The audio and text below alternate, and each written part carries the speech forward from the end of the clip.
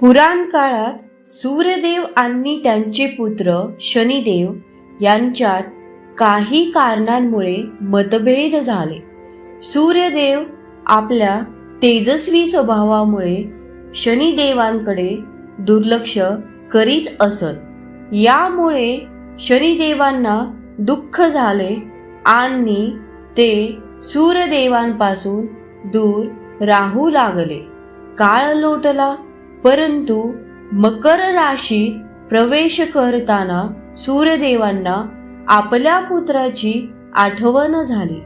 त्यांनी आपला अहंकार बाजूला ठेवून शनिदेवांकडे जाण्याचा निर्णय घेतला. सूर्यदेव जेव्हा मकर राशीत प्रवेश करतात तेव्हा ते शनिदेवांच्या घरात प्रवेश करतात असे मानले जाते. या दिवशी सूर्यदेवांनी आपल्या पुत्र शनिदेवांकडे जाऊन त्यांची भेट घेतली. यामुळे पिता पुत्रातील दुरावा संपला आणि संबंध पुन्हा मधुर झाले. म्हणूनच मकर संक्रांतीचा दिवस समन्वय, प्रेम आणि संबंध सुधारण्याचा प्रतीक मानला जातो.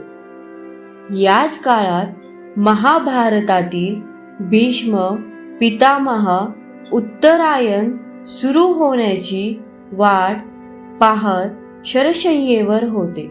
मकर संक्रांतीच्या दिवशी सूर्य उत्तरायणात प्रवेश करताच भीष्म पितामहांनी देहत्याग केला. त्यामुळे या दिवसाला मोक्षदायक तिथी असेही महत्त्व प्राप्त झाले. मकर संक्रांतीपासून सूर्याचे उत्तरायण सुरू होते.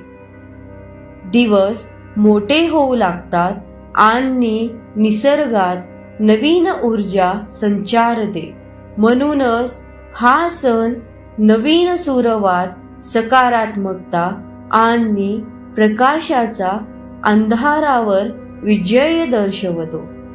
उत्तरायण म्हणजे सूर्याचा दक्षिणेकडून उत्तरेकडे होणारा प्रवास होय. ज्या दिवशी सूर्य मकर राशीत प्रवेश करतो त्या दिवसापासून उत्तरायण सुरू होते आणि तो दिवस मकर संक्रांती म्हणून ओळखला जातो. उत्तरायण काळात दिवस हळूहळू मोठे होत जातात आणि रात्री लहान होऊ लागतात. सूर्यकिरणे पृथ्वीवर अधिक थेट पडू लागल्याने उष्णता व प्रकाश वाढतो आणि निसर्गात नवीन ऊर्जा, चैतन्य व वाढ दिसून येते.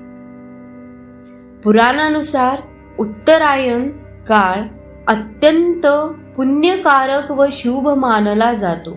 या काळात केलेले दान, जप, तप व साधना विशेष फलदायी ठरतात. महाभारतातील भीष्म पितामहांनी उत्तरायण सुरू झाल्यावर देहत्याग केला होता.